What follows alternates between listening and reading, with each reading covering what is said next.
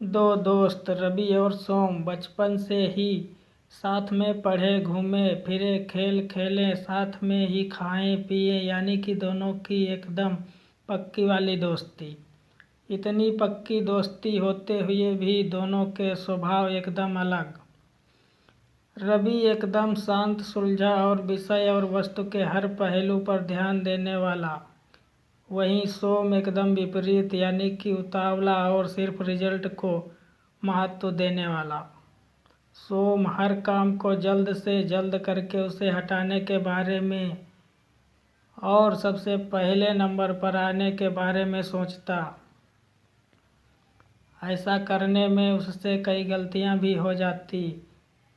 रवि कभी किसी काम में जल्दबाजी नहीं करता था। वह हर एक काम को सोच समझकर उनके हर पहलुओं पर गौर करके ही करता था। हाँ, थोड़ी देर होती, लेकिन उसके काम में कोई गलतियां नहीं होती थी।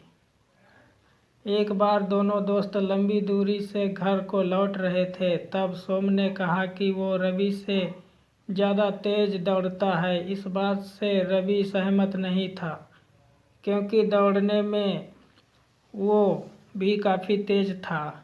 ये बहस एक शर्त में बदल गई। दोनों ने तय किया कि वह जहाँ पर हैं वहाँ से उनके घर तक की दूरी अब वह दौड़ कर तय करेंगे, और जो सबसे पहले घर पहुँचेगा वह विनर होगा। दोनों ने साथ में दौड़ना शुरू किया। कुछ दूर जाकर वे दोनों कंकड़ पत्थर वाले रास्ते को दौड़ने लगे। वहाँ पर रवि अचानक रुक गया और अपने जूते खोलने लगा। उसे ठहरा हुआ देख सोम ने मुस्कुराते हुए कहा, क्या हुआ, अभी से हार मान ली? रवि ने सोम से कहा, बिल्कुल नहीं, मैं अपने जूते में फंसे कंकरों को निकाल रहा हूँ, ताकि आगे जाकर मुझे रेस कंप्लीट करने में कोई दिक्कत ना हो। वो बोला, मुझे छोटे मोटे कंकरों की परवाह नहीं है, मैं किसी भी हालत में तुमसे पहले यह रेस कंप्लीट कर लूँगा। इतना कहकर सोम आगे बढ़ गया। रवि ने अपने जूतों से कंकड़ निकाले और अपनी रेस फिर से शुरू की। अभी आधा ही रास्ता तय हुआ था। रवि दौड़ते दौड़ते सांग तक पहुंच गया। उसने देखा कि सोम की रफ्तार धीमी हो चुकी है। उसे यह समझते देर न लगी कि सोम के जूते में फंसे कंकरों की वजह से उसे दौड़ने में तकलीफ हो रही है। देखते ही देखते रवि सोम से आगे निकल गया, लेकिन तभी रवि को पीछे से सोम की आवाज़ सुनाई दी, जो उसे मदद के लिए बुला रही थी। रवि तुरंत पीछे मुड़ा और अपने दोस्त की मदद के लिए उसके पास पहुंच गया। वहां जाकर रवि ने देखा कि सोम के पैरों से खून निकल रहा था, और ये उन्हीं छोटे छोटे कंकरों की वजह से हुआ था जो उसके जूते में फंस चुके थे और उसने निकाले नहीं थे। रवि ने अपने दोस्त के पैरों से वह कंकड़ निकाले और उसको सहारा लेकर घर ले गया और उसे दवाई लगाई।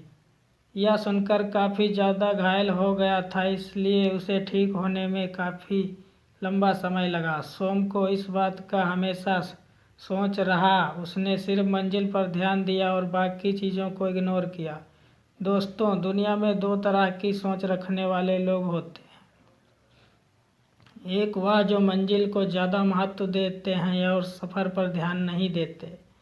दूसरे वह जिन्हें सफ़र में भी उतनी ही दिलचस्पी होती है। वह सफ़र को भी इतना ही एंजॉय करते हैं जितना कि मंजिल को। और ऐसे लोग जानते हैं कि मंजिल तक पहुंचने के लिए सफ़र में कई सारी चीज़ों पर ध्यान देना पड़ता है, और आखिर में वही सही सलामत अपनी मंजिल पर पहुंचकर उसका आनंद मना पाते हैं।